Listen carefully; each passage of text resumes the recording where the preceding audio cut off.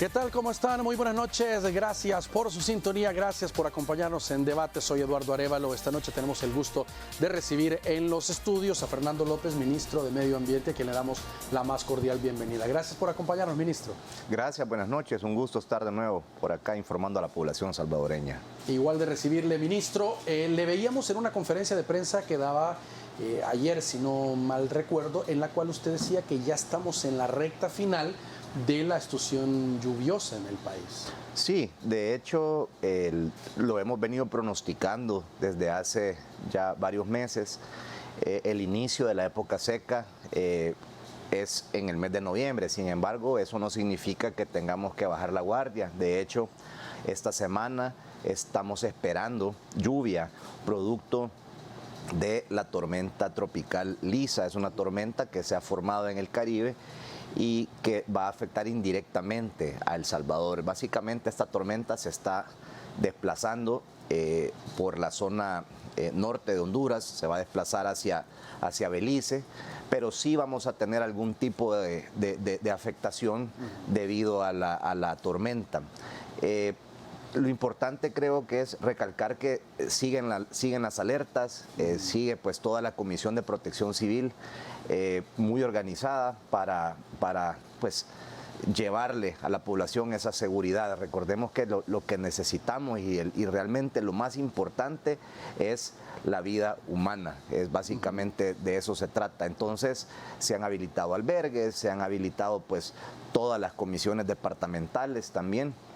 Así que estamos trabajando, pero a medida se acerque la tormenta, digamos ya día miércoles y día jueves, ya vamos a tener una información más clara con las afectaciones específicas, digamos, vamos a ver a dónde estamos esperando la mayor cantidad de lluvias.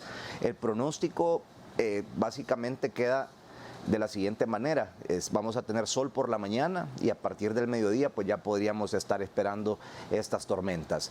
Vamos a poner una imagen, ministro, que nos han compartido específicamente de la trayectoria que podría tener Lisa y digamos para compararlo con lo que fue Julia también.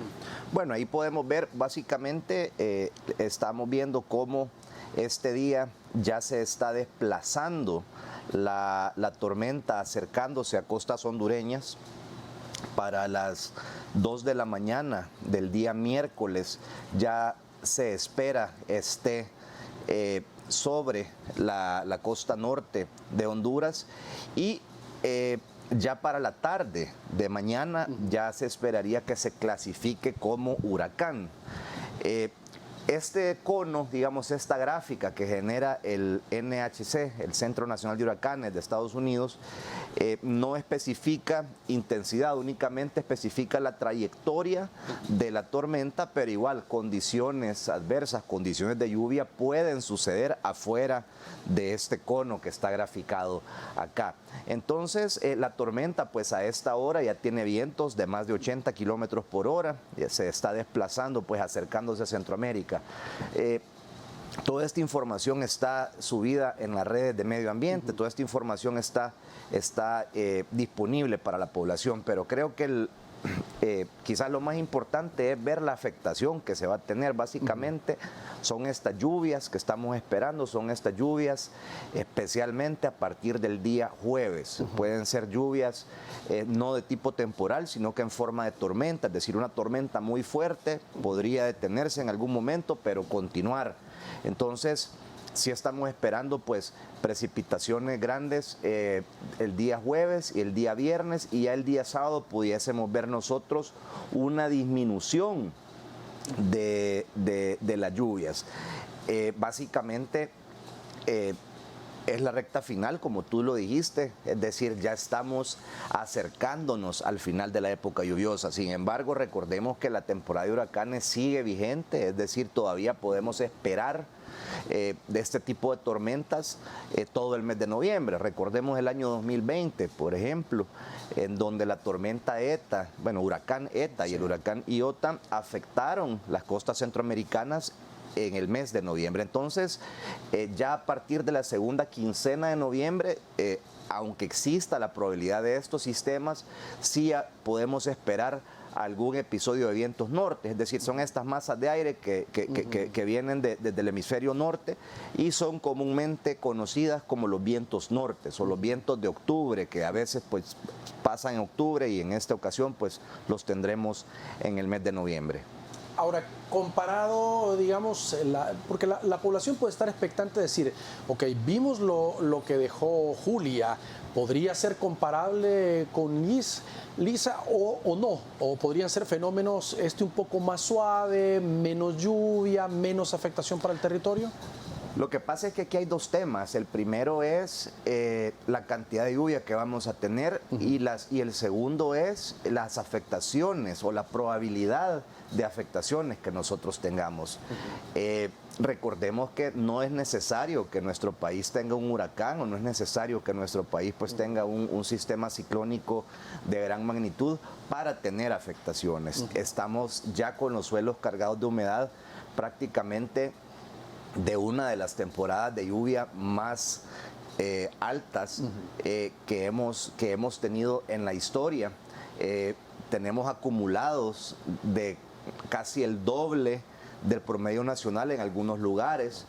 Otros lugares pues son casi la mitad del promedio nacional. El promedio nacional son aproximadamente 2.000 milímetros, ese es el que se tiene para todos los años. Este año ya llevamos 2.200, pero por ejemplo en el Imposible tenemos 3.700 milímetros acumulados, versus algunas zonas del departamento de La Paz en donde pues se tienen 1.250 milímetros acumulados, es decir, hay zonas del país en las que llueve más.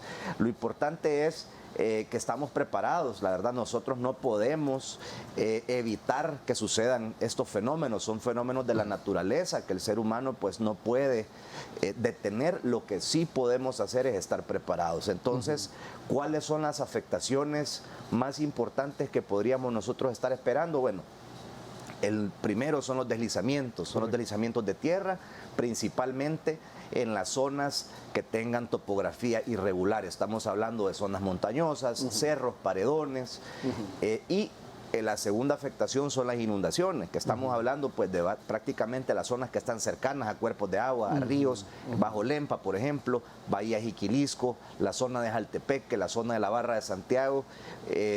El departamento de Aguachapán tiene una característica muy importante, y es que aparte de tener todos estos humedales, todos los manglares, zonas pues costeras bastante bajas, hemos tenido en este departamento la mayor cantidad de lluvia de todo el país. Entonces sí, pues los ríos crecen mucho más rápido con estas lluvias, hay más susceptibilidad para deslizamientos. Entonces también la zona del Gran San Salvador, estamos hablando de Los Chorros, estamos hablando de la zona de la Cordillera del Bálsamo, estamos hablando también la zona de Santiago Texacuangos, toda la calle de los Tepezontes, la Panorámica. Es decir, son zonas que hemos tenido afectaciones y que estamos en vigilancia. También es por eso que todavía se mantiene alerta roja en varios municipios. Esto es muy importante porque todavía estamos viviendo algunas afectaciones que se tuvieron hace un par de semanas con la tormenta Julia. Por ejemplo, en el departamento de San Miguel, donde se tuvo inundaciones importantes, la zona no solamente metropolitana de la ciudad de San Miguel, sino también la zona de La Canoa, al sur de San Miguel, la zona de Conchagua, en donde hemos tenido más de 3.000 milímetros acumulados de lluvia a lo largo del año. Cordillera del Bálsamo también, es decir, son varias zonas, y por eso es que la alerta no se baja. A veces nos dicen, miren, ¿y por qué la alerta si ya no está sigue lloviendo, vigente? Ya no está lloviendo, pero o sea, no solo se trata del momento que llueve, sino se trata de toda la afectación que se viene viendo. Entonces es parte del trabajo que se hace. La verdad que es un trabajo de monitoreo de 24 horas, y no solamente en el área de meteorología, pues también tenemos un monitoreo muy completo de toda el área geológica, que incluye volcanes, sismos y todas las afectaciones que puedan venir. Dios no lo quiera, se combinan dos fenómenos, pues estamos preparados. Recordemos en el año 2005 con la tormenta Stan, que se combinaron dos fenómenos. Se combinó una tormenta tropical, y justo la misma semana hizo erupción el volcán de Santa Ana. Entonces los depósitos de ceniza que nosotros teníamos en las laderas del volcán, pues se lavaron con la tormenta tropical y pues hubo afectaciones mucho más grandes. Entonces es la importancia también de los sistemas de alerta temprana y de todo el trabajo pues que está realizando el gobierno del presidente Bukele ante estas emergencias. Incluso en esta emergencia por Julia, ministro, de repente dejó de llover, me parece el día martes, y de repente empezó a salir el sol y se registraron nuevamente inundaciones en un tramo de la misma carretera, y la gente decía, qué extraño, ya no está lloviendo y todavía había tanta acumulación de agua. O en el sector de la Canoa, por topográficamente cómo está ubicada, le bajaba agua del volcán y se generaban ese tipo de inundaciones sin que cayera una gota de agua. Sí, entonces creo que también por eso hay la importancia de acatar las disposiciones de protección civil. Las comisiones están desplegadas en todo el país, nosotros estamos informando el pronóstico pues casi hora con hora, estamos actualizando las condiciones específicas, no solamente de lluvia, también de deslizamientos, también de probabilidad de inundaciones. Otro ejemplo, hace aproximadamente 2 meses tuvimos una tormenta muy fuerte en la zona del volcán de San Salvador, digamos el Santa Tecla, Antiguo Cuscatlán y toda la zona del volcán. No tuvimos tanta lluvia en la zona del centro de San Salvador, por ejemplo, la zona de La Chacra, el Coro, el río Acelhuate, y sin embargo es ahí donde tuvimos la mayor cantidad de inundaciones por todo el agua que la quebrada del Piro llevó hasta esa zona. Es decir, no solamente porque no veamos lluvia no significa que pues no pueda un cuerpo de agua transportar toda esta agua y causar alguna afectación. Y otro tema importante, y es que siempre nos gusta recalcar esto, es lo de la basura. Yo creo que también, y eso comienza por cada uno de nosotros, porque muchas de las lluvias que hemos tenido se han visto aumentados sus impactos debido a la obstaculización que tienen los drenajes por la basura. Entonces sí se ha hecho un trabajo de prevención, hay un trabajo de desasolvamiento de quebradas desde antes de que comenzara la época de lluvia, pero sí es un trabajo pues que tiene que comenzar por todos nosotros, no botando basura. Claro. Estamos solucionando varios problemas. Primero, no estamos contaminando. Y segundo, pues estamos ayudando a que los drenajes, tanto los drenajes, las obras de drenaje que existen, todos los alcantarillados y también las obras naturales de drenaje, es decir, todos los drenajes naturales que son los ríos, las quebradas, pues puedan estar libres y pueda el agua pues ser evacuada para seguridad de todas las personas. Entonces siempre se hace ese llamado a que cuidemos nuestro país y no botemos basura. Muy bien, vamos a hacer una pausa, por favor acompáñenos. Hay más preguntas que formular al ministro de Medio Ambiente. Ya regresamos.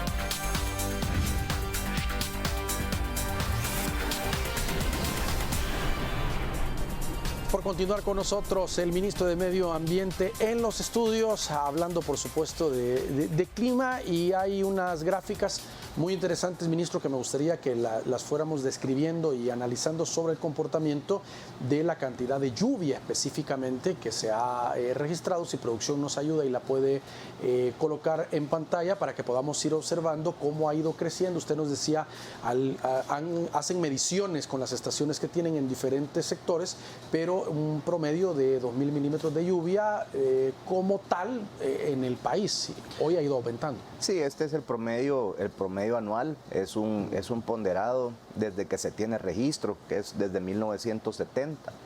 Es básicamente un promedio que nos ayuda a comprender la cantidad de lluvia que cae en nuestro país y a tomar acción para evaluar los riesgos en cualquiera de los sitios. Entonces, esta gráfica pues nos muestra el acumulado desde el 1 de enero del año 2022 hasta el 31 de octubre. Solo le vamos a pedir a producción que es la gráfica anterior, si puede cambiarla. Por favor, esa, ahí está. Entonces, como vemos, bueno, esta está con la norma climatológica del año 1981, pero aquí vemos que básicamente el promedio mostrado ahí o la norma son 1802 milímetros y ha ido aumentando año con año. De hecho, vemos desde el mes de abril un ligero aumento y luego pues vemos cómo sí estamos pues bastante arriba del promedio. Si vemos la siguiente gráfica, que es la de los acumulados a nivel nacional, ¿qué es esto? Podemos ver ahí a un lado está la referencia, vemos como el color azul se torna azul oscuro y luego pasa a tonos de rojo. Entonces, donde tenemos los tonos de rojo es donde hemos tenido más lluvia. Conchagua, la zona norte del departamento de Morazán, la zona norte del departamento de Chalatenango, el Bosque El Imposible, pues prácticamente toda la zona central del departamento de Aguachapán. Estamos hablando de los municipios de San Pedro Puxtla, estamos hablando de los municipios de Guaymango, Jujutla, San Francisco Menéndez. Entonces, ¿qué sucede con toda esta lluvia? Pues esta lluvia tiene que correr hacia el mar, entonces ahí es donde alimenta todos los ríos. Aquí estamos, pues el río Paz, todos los afluentes que llegan al sistema de humedales de la Barra de Santiago, Garita Palmera. Es decir, es una cantidad muy fuerte de lluvia la que se ha tenido. Y luego, ya acercándonos a la ciudad capital, vemos como la estación de Panchimalco. Estos no son todas las estaciones, es decir, estos son puntos que se ponen a manera de ejemplo en la gráfica para lograr comprender un poquito mejor lo que está ahí descrito. Entonces, básicamente vemos cómo en la ciudad de San Salvador pues hemos tenido más de 2.500 milímetros de lluvia a nivel durante todo el año. Entonces sí son cantidades fuertes de lluvia. Un dato que llama la atención es que, por ejemplo, si vemos la zona del departamento de San Miguel, hemos tenido 1.500 milímetros, digamos, no hemos tenido una cantidad de... Hemos tenido mucha más lluvia en El Imposible, mucha más lluvia en La Palma que en el departamento de San Miguel. Sin embargo, el departamento de San Miguel ha sido uno de los más afectados porque, de nuevo, repito, todo el sistema hidrológico está conectado, pues todos los ríos son afluentes que vienen, por ejemplo, desde Teperquín o desde el río Lempa, desde diferentes puntos en donde sí se ha tenido una gran cantidad de lluvia. Entonces, esta otra gráfica que estamos viendo ya solamente es la del mes de octubre y aquí es donde podemos ver la cantidad de lluvia. Entonces, solamente en octubre vemos cómo la zona oriental de nuestro país ha sido de las más afectadas por lluvia y luego vemos cómo la zona del departamento de Aguachapán también aparece en esa gráfica. Esta otra gráfica que vemos aquí es la lluvia promedio mensual. Un dato curioso que podemos ver aquí es que el promedio, por ejemplo, en el mes de agosto, que son 309 milímetros, este año 2022 son 412 milímetros lo que se tuvieron. De hecho, estadísticamente es el tercer mes de agosto más lluvioso desde que se tiene récord. Únicamente lo superan los años de 1996 y 2010. Wow. Es decir, son cantidades importantes de agua, son cantidades importantes de lluvia y es por esto que es vital contar con esta información para poder tomar las mejores decisiones. Ahora, lo que nos decía la vez pasada, ministro, también es algo muy importante considerar el tiempo en el que cae esa cantidad de agua, porque puede ser que sea en días, en semanas, pero a veces hay tormentas que dejan una gran cantidad de agua en un periodo de tiempo bastante corto. Sí, esa medición, esa métrica se llama la intensidad de la lluvia. Básicamente, nosotros podemos tener un evento meteorológico, una tormenta tropical, una depresión tropical que nos deje a nivel nacional 300 milímetros de lluvia, pero esos 300 milímetros se reparten en 10 días. O podemos tener una lluvia de una sola noche que nos deje 50 milímetros. Es mucho más dañina porque tenemos esa gran cantidad de agua en un periodo corto de tiempo, en un periodo de 5 horas, de 6 horas. Entonces, es ahí donde tenemos la mayor cantidad de afectaciones. Entonces, todos estos datos al final son los que se utilizan para emitir el pronóstico, básicamente. Y son dos pronósticos los que se emiten. El primero es el pronóstico del tiempo, como todos los conocemos, básicamente. ¿Va a llover o no va a llover? ¿A qué hora se espera la mayor cantidad de lluvia? Y el segundo pronóstico, que es el que nosotros utilizamos para mover a todo el sistema de protección civil, es el pronóstico basado en impactos. El pronóstico basado en impactos lo que busca es precisamente definir a dónde es que nosotros vamos a tener el mayor impacto debido al fenómeno natural. Estamos viendo la gráfica de pronóstico del tiempo. Esta es una gráfica que es muy familiar para muchos televidentes. Básicamente aquí podemos ver de martes 1 a viernes 4, sol por la mañana. A partir del viernes por la mañana ya se pueden ver una ligera cantidad de lluvia y vemos que todas las noches tenemos pues más probabilidad de lluvia. Sí. Jueves y viernes pues sí tenemos más probabilidad debido a la influencia de la tormenta tropical Lisa. Entonces, básicamente esta es la de pronóstico del tiempo y luego pues se informa también el pronóstico basado en impactos. Entonces, es aquí donde nosotros informamos probabilidad de deslizamientos, probabilidad de inundaciones, probabilidad de crecidas de ríos y la verdad también tenemos un mapa de susceptibilidad a inundaciones. Entonces, todo esto a veces digamos, nosotros buscamos publicar o transmitir esta información de la manera más simple que se pueda. Lo que, por ejemplo, de nada me sirve a mí decir en este momento que vamos a tener precipitaciones asociadas a la zona de convergencia intertropical. Entonces yo mismo me pregunto, ¿y va a llover o no va a llover? Sí, no estoy diciendo nada. Obviamente sí estoy diciendo algo, pero es un lenguaje demasiado técnico. Básicamente lo que se busca es decir, ¿va a llover?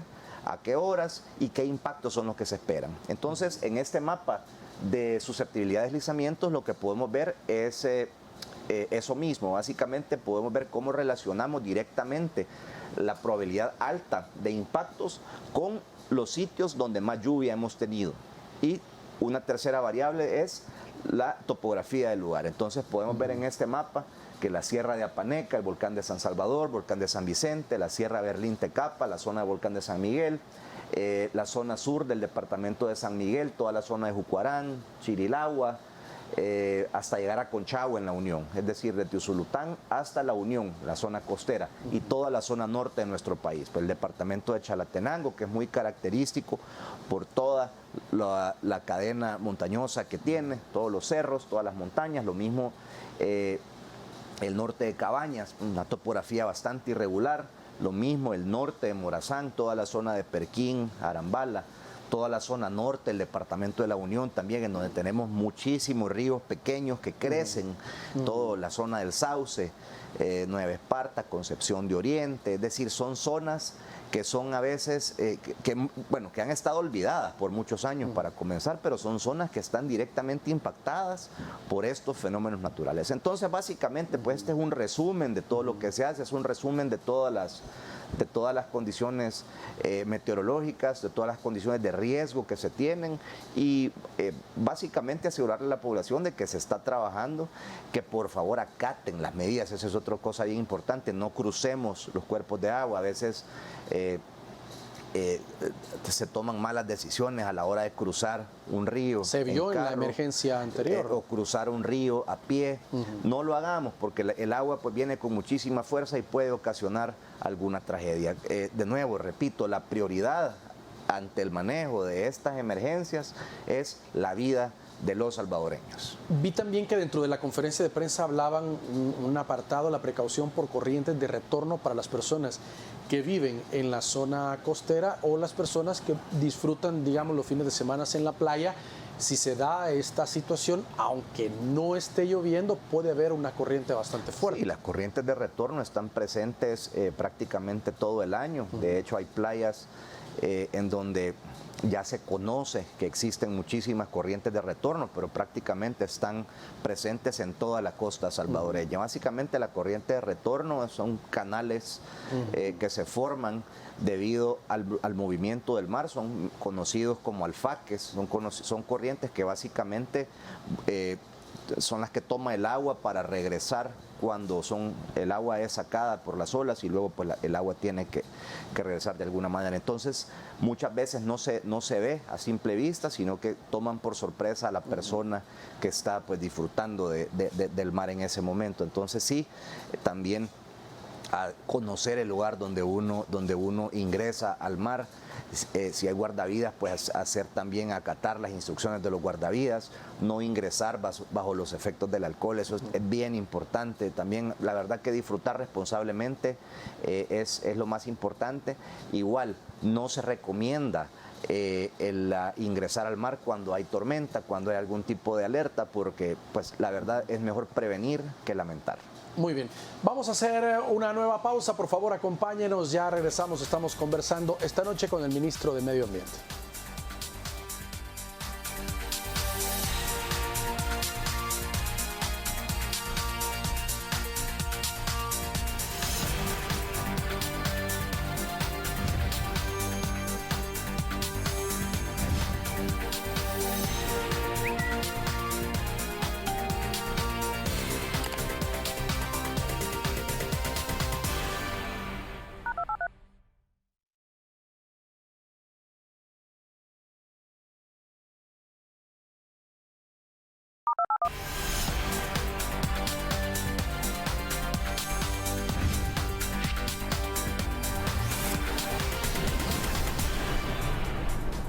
Muy bien, gracias por continuar con nosotros. Fernando López, ministro de Medio Ambiente, esta noche en los estudios, ministro. Y hay un tema también, cuando se dan inundaciones en tramos de carretera, por ejemplo, llama la atención cuánto tiempo tarda para que el agua pueda ser absorbida y bajar el nivel de un tramo de una vía para poder circular.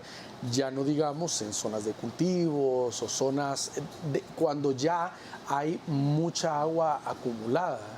Ahí se puede quedar claro como un ejemplo lo preocupante de eso. Sí, esto también se puede ver aumentado por más lluvia que pueda venir. Entonces al final pues, aunque veamos sol, aunque veamos que las condiciones meteorológicas se ven o son aparentemente favorables, pues sí tenemos siempre que acatar todas las disposiciones, todas las recomendaciones. Es decir, hay varios programas paralelos que se están trabajando, por ejemplo la campaña Cero Basura a nivel nacional, que se está pues básicamente ya se llevan más de 15,000 toneladas recolectadas y son pues han sido llevadas a los sitios de disposición final. Recordemos que en el diagnóstico de residuos nosotros tenemos los números de cómo está funcionando el tema de los residuos en nuestro país, y básicamente el último dato era que de las 4,000 toneladas de basura que se están generando, pues solamente se recolectan 3,000. Entonces sí tenemos ese residuo, digamos, de 1,000 toneladas diarias, y eso es lo que se está buscando que hacer. Entonces son varias acciones las que se están tomando. La primera es una campaña de educación a nivel nacional, que es muy importante para dejar de producir tanta basura. Y luego, pues, obviamente se trabaja con los alcaldes, se trabaja con todas las municipalidades, porque son ellos los responsables de la recolección y disposición final de los desechos, pero también el componente educativo es muy importante. Creo que, y siempre lo decimos, un país más limpio no va a ser el que más limpiemos, sino donde menos botemos basura. Entonces, todo esto se complementa también. Todo lo que hemos hablado de la meteorología, pues hemos fortalecido los sistemas de alerta temprana, estamos también con nuestros programas de conservación de vida silvestre que se han pues lanzado y están pues más fuertes que nunca.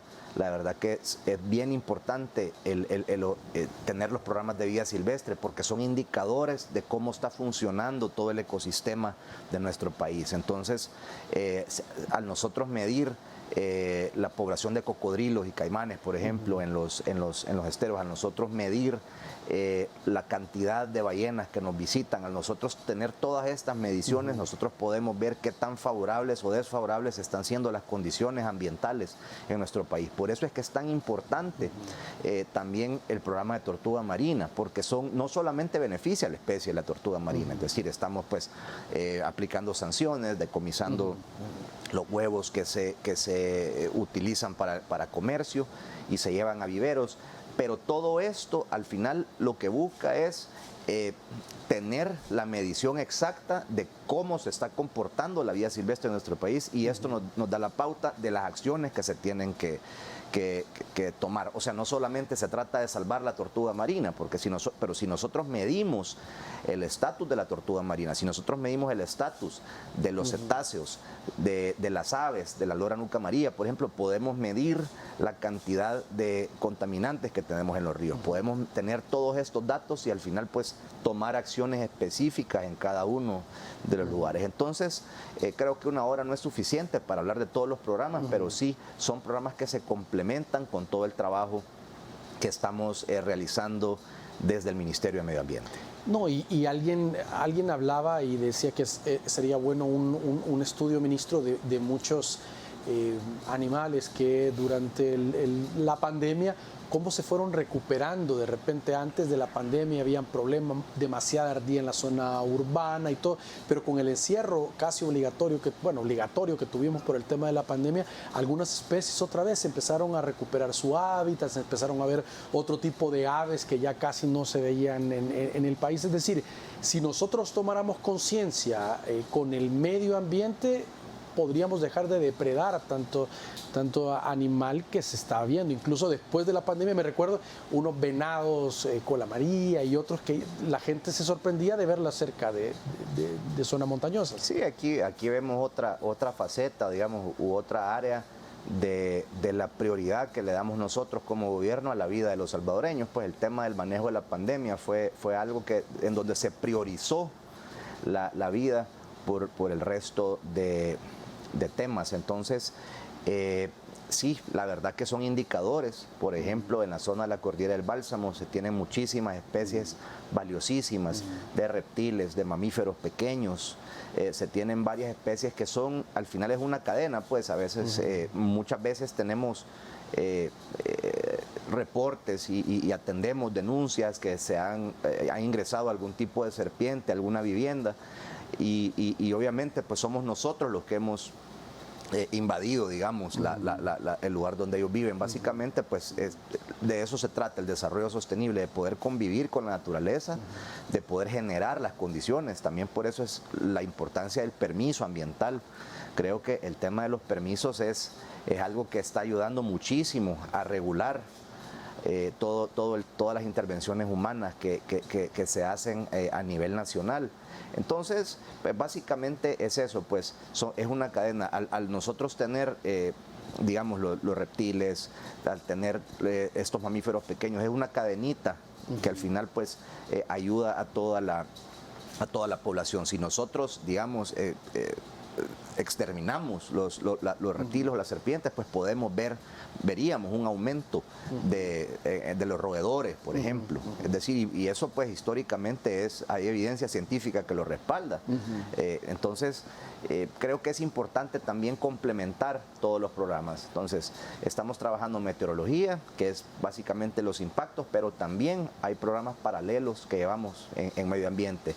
Hemos sembrado casi 3 millones de árboles desde que comenzó nuestra gestión con nuestro programa Árboles para El Salvador. Es una campaña que no se detiene. Se está trabajando también en la iniciativa AFOLU con el Ministerio de Agricultura, que básicamente es cómo reducir las emisiones de gases de efecto invernadero desde el sector agrícola.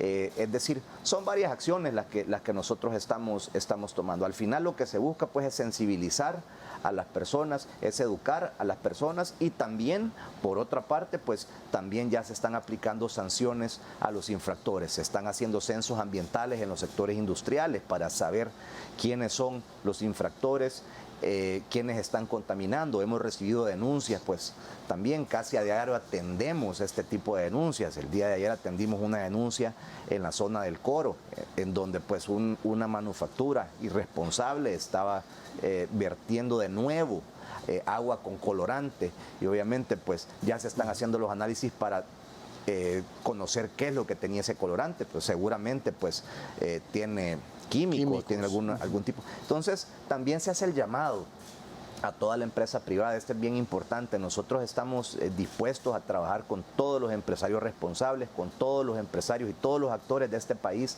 que quieran sacar El Salvador adelante, pero también tenemos que dejar claro que si no cumplimos las leyes, si no cumplimos las normas, van a existir sanciones que serán aplicadas. Y se trabaja pues para esto con la Policía Nacional Civil, se trabaja con la Fiscalía General de la República también para poder aplicar estas sanciones a los infractores. Nosotros estamos a favor del progreso, a favor del desarrollo, estamos a favor de la reactivación de la economía. Creo que lo hemos demostrado, hay números que lo respaldan, pues las importaciones, las exportaciones, que no son datos que le corresponden directamente al Ministerio de Medio Ambiente, pero los menciono porque sí tienen que ver con, digamos, con el compromiso que tiene el gobierno del presidente Bukele para sacar este país adelante. Pero también, y repito, si encontramos empresas o individuos que estén atentando contra el medio ambiente, pues sí van a ser sancionados. Los bomberos incluso se dio una ola de incendios muy fuerte hace algunos meses y nos decía el director que estaban haciendo investigación para determinar si había sido mano criminal en muchos de ellos, porque muchas hectáreas, una de las promociones incluso de los graduados de bomberos tuvieron que llevarla para dar soporte y hacer un control de la misma. Ahí es donde malas prácticas, desconocimiento o mano criminal misma pone en riesgo la fauna y la flora. Ese es un buen punto. El tema de los incendios generalmente sucede justo antes del inicio de la época lluviosa. También un saludo al cuerpo de bomberos también, que trabajan sin cesar durante todo el año. En época seca pues atienden todos estos incendios y en la época lluvia pues ayudan a afrontar todas estas emergencias.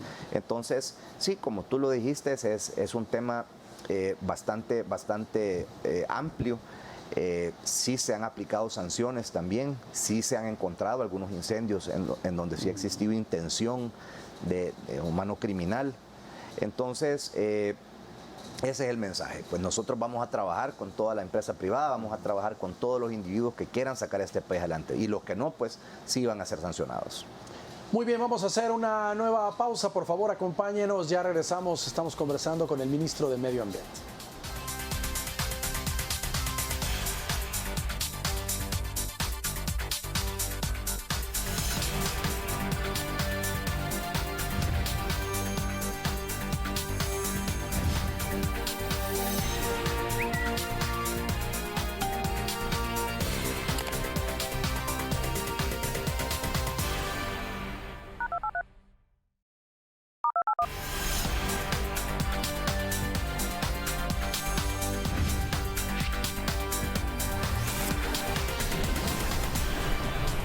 Muy bien, gracias por continuar con nosotros. Ministro, no sé si desde ya se puede saber si el próximo año vamos a tener un año de fenómeno de la Niña o el Niño, y cómo se determina específicamente esto, cómo se puede saber o prever cuál estará presente. Bueno, este es un fenómeno que se viene estudiando desde hace muchísimos años. Es básicamente el fenómeno del Niño, o la oscilación del sur, que es una variación en la temperatura de los océanos. Entonces tiene básicamente dos partes. La fase cálida, digamos, la fase donde la temperatura del mar aumenta, se conoce como el Niño. Entonces genera diferentes afectaciones dependiendo de la latitud. Por ejemplo, el fenómeno del Niño en la zona del hemisferio sur ocasiona episodios de sequías.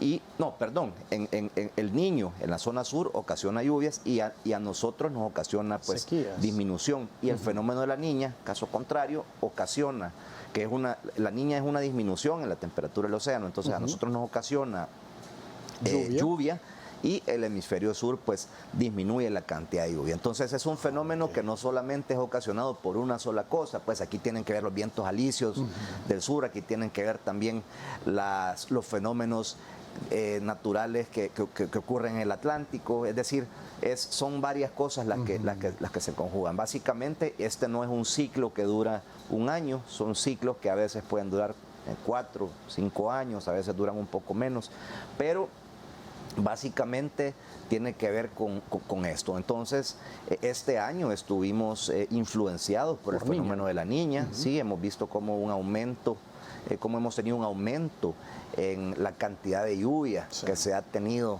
en el Istmo Centroamericano, especialmente pues en El Salvador, donde hemos visto pues un promedio anual muchísimo más alto que al que estamos acostumbrados. Entonces, para el próximo año pues vamos a tener todavía influencia del fenómeno de la Niña. Estaríamos nosotros ya esperando tener un reporte ya más completo ahí por el mes de febrero para evaluar las condiciones meteorológicas que vengan para todo el año 2023. Pero por el momento pues creo que nos tenemos que enfocar en este mes de noviembre que nos hace falta, que todavía pues es posible que tengamos un par de fenómenos naturales. Repito, las últimas semanas de noviembre ya podemos ver la transición hacia la época seca para luego pues comenzar el año 2023 y esperar qué es lo que nos va a traer la nueva estación lluviosa que podría comenzar en el mes de mayo del año 2023. Ahora, sin duda esto es producto de la variabilidad climática. Ministro, algunos lo ven tan lejos, tan etéreo este tema. No, si eso es para los países europeos, eso es Estados Unidos. Pero lo estamos viendo con el tema de las temperaturas, unos calores de verdad imperantes que se sienten en nuestro país y de repente a veces en la madrugada un poco de viento, un poco frío, el imperante calor y lluvia en la noche. Podemos tener hasta 3 cambios de temperatura en un mismo día. Sí, y también creo que es importante conocer que todos estos fenómenos, todas estas variaciones pues son producto del cambio climático. El cambio climático es real, el cambio climático es una condición que tiene años sucediendo y que prácticamente pues ya está manifestándose a través de todos estos fenómenos que son cada vez más frecuentes y cada vez más extremos. Entonces nosotros podemos, siempre que hablamos de cambio climático, y quizás vamos a mostrar esta imagen, siempre que hablamos de cambio climático, pues nos imaginamos la imagen del oso polar flotando en un témpano de hielo. Y esta imagen es válida para las latitudes norte, por ejemplo. Estamos hablando de países como Finlandia, como Suecia, Canadá, las regiones de Islandia, Groenlandia, etcétera. Pero esto que estamos viendo acá no es la realidad de nuestro país. Sin embargo, esto es un indicador que si sucede esto en las zonas, en las latitudes nortes o en las latitudes de muy al sur, podemos nosotros experimentar una variabilidad climática que nos afecte directamente. ¿Cómo nos afecta el cambio climático a nosotros puntualmente en El Salvador? Con lo que hemos estado hablando en esta entrevista, con eventos meteorológicos cada vez más frecuentes y cada vez más extremos. Aquí estamos hablando de las inundaciones, aquí estamos hablando de los picos en las cantidades de lluvia, aquí estamos hablando también de toda la vulnerabilidad que se ve acrecentada por estos eventos meteorológicos. Entonces, es importante que tomemos acción. ¿Qué acción podemos hacer nosotros? Bueno, lo primero y lo más importante, no botar basura. Eso es no contaminar, reducir las emisiones de gases de efecto invernadero, reducir todo tipo de emisión que pueda pues, incidir en el calentamiento global. Pero también es por eso que El Salvador es parte de compromisos internacionales y que demuestra también pues, el compromiso de este gobierno con el cambio climático a nivel mundial. Pero ojo, nosotros somos 20.000 kilómetros cuadrados de territorio, entonces las emisiones de gases de efecto invernadero que se generen en nuestro país no pueden compararse con las emisiones de gases de efecto invernadero que se generen en países más grandes, en países industrializados. Entonces es ahí donde, por eso es que es tan importante la participación de El Salvador en estos compromisos internacionales para también poder acceder a fuentes de financiamiento climático para mitigación y adaptación al cambio climático. ¿Cuál es la mitigación al cambio climático? ¿Qué es la adaptación al cambio climático? Pues si lo queremos resumir en una frase simple es reforestar, sembrar árboles. Entonces todo esto se complementa con las acciones de fortalecimiento de los sistemas de alerta para poder pronosticar meteorología. Esto se complementa también con todo el manejo de las emergencias que son producto del cambio climático, pero sí es importante también que nosotros tomemos acciones para mitigar los efectos y para adaptarnos al cambio climático. Entonces aquí hay 3 temas: la conservación, que todavía tenemos que conservar la biodiversidad y los ecosistemas que ya tenemos. Luego está la mitigación para precisamente contrarrestar los efectos que tenemos del cambio climático, y luego está la adaptación, porque ya tenemos cambios irreversibles, tenemos estos cambios, por ejemplo, las tormentas, sí, todas estas lluvias que están todos los años cada vez más frecuentes y cada vez más fuertes. Entonces tenemos que tomar acciones para adaptarnos al cambio climático, también la modificación de los sistemas de drenajes, la modificación de todo, las obras que tienen que ir en la infraestructura vial, por ejemplo. Estamos viendo cómo una lluvia no solamente afecta digamos, a la cantidad de agua que tengamos en un río. Una lluvia puede afectar directamente la economía de nuestro país. ¿Qué sucede si se obstaculiza la vía de los chorros, por ejemplo? ¿Cuánta gente no puede venir a su trabajo a San Salvador? ¿O cuánta gente no puede viajar de San Salvador hacia la zona occidental de nuestro país? O la seguridad alimentaria. ¿Cuánta gente pues se ve afectada? ¿Cuántas empresas se ven afectadas por el cierre de esa carretera? Y el cierre de esa carretera es ocasionada por un fenómeno natural. Entonces es ahí donde entran todas estas acciones que debemos de tener nosotros como salvadoreños para afrontar el cambio climático. Ministro, incluso en los países industrializados, como usted menciona, en Europa, por ejemplo, se han visto temperaturas de calor, o sea, increíble, sobrepasando los 40, gente que ha fallecido por esos golpes de calor, que tienen que poner sistemas de agua en parques y plazas. O sea, una situación que afecta a nivel mundial. Es a nivel mundial y, repito, nosotros nos vemos afectados por el cambio climático con estos fenómenos naturales, que son cada vez más frecuentes, cada vez más extremos. Ahora, también es un tema regional que se puede trabajar como bloque, haciendo lo que corresponde a cada país, cada familia, cada persona, con lo que se tenga, ministro. Sí, lo que pasa es muchas veces no todos los países tienen el mismo compromiso que tenemos nosotros. Entonces también se hace el llamado siempre a la comunidad internacional a que trabajemos juntos. Son palabras del presidente Bukele: tenemos que trabajar juntos. Nosotros vamos a trabajar con quienes quieran trabajar con nosotros. Nosotros estamos dispuestos a hacer de este planeta un mundo mejor, pues no solamente en el tema climático, pues son diferentes áreas de trabajo. Siempre que respetemos la soberanía de cada una de las naciones, pues nosotros vamos a trabajar con quien sea, pero sí se hace el llamado a nivel internacional también a todos los países para que cumplan con sus compromisos y se responsabilicen de las emisiones de las cuales ellos son responsables. Ministro, hay otro tema que no gusta mucho a la gente hablar de ello, pero que es una realidad. Hay una reforma para aplicar multas a quienes lancen basura. Ya ha habido muchas campañas, llamados de conciencia, y hay gente que de verdad no acata. Hay gente que sí lo hace en sus vehículos o en el bus, llevan su bolsita, lo van guardando y colaboran, pero hay otras personas que no y contaminan de una forma que no se debe, y hay una iniciativa precisamente para aplicar multa a las personas que por esa vía, pues ni modo, tenga que hacerles entender. El tema de la iniciativa es algo que se está esperando desde hace algún tiempo. Lo vemos con muy buenos ojos. Nosotros hemos de hecho participado y colaborado para enriquecer esta propuesta. Básicamente no es nada nuevo, digamos, no estamos nosotros queriendo hacer algo, inventarnos nada. Lo vemos en el tema de las multas de tránsito, por ejemplo, lo vemos en el tema de diferentes tipos de sanciones a diferentes delitos en los cuales pues la gente está consciente que hay una sanción y piensan dos veces antes de cometer cualquier ilícito. Pues esto estamos hablando exclusivamente desde un punto de vista bien legal, pues claro. Obviamente hay muchísimas implicaciones éticas.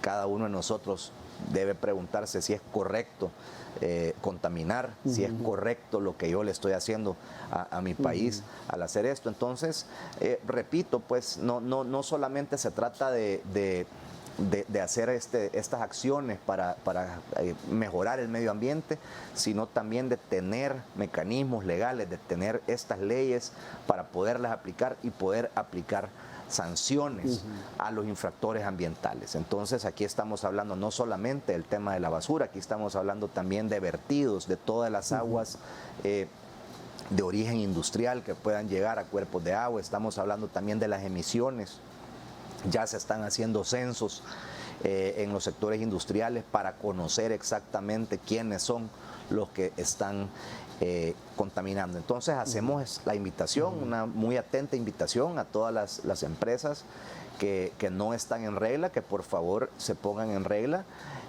para que sigamos trabajando. La intención del gobierno no es sancionar a nadie, no es perjudicar a nadie, esa no es la intención. Lo único es que sí tenemos que saber que hay mecanismos para poder aplicar esas sanciones y se van a ejecutar las medidas si no se cumplen las leyes. Incluso, ministro, hay contaminación que puede ser por ruido, por ejemplo, una fábrica cerca de alguna comunidad que realmente haga un sonido muy molesto. Esto puede generar problemas a las personas. Todos los tipos de contaminación, contaminación auditiva, contaminación visual, la contaminación por vertidos, la contaminación por basura.